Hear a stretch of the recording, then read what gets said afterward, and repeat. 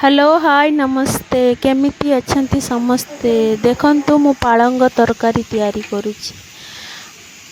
प्रथमे तेल गरम हो गले से लंका आउ अदा पकेबे तापरे टिके हल्दी पकेबे तापरे सबु मसला गुड़िक पकेबे ताहा भल भावरे होई गले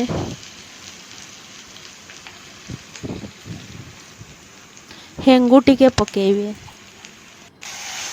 ताकू टमाटो देकी भाजीबे भल भावरे ताकू भाजिया पई छाड़ी देबे जेमिति टमाटोटा पूरा मिसी जीवा। तापरे सागटा को पकई देबे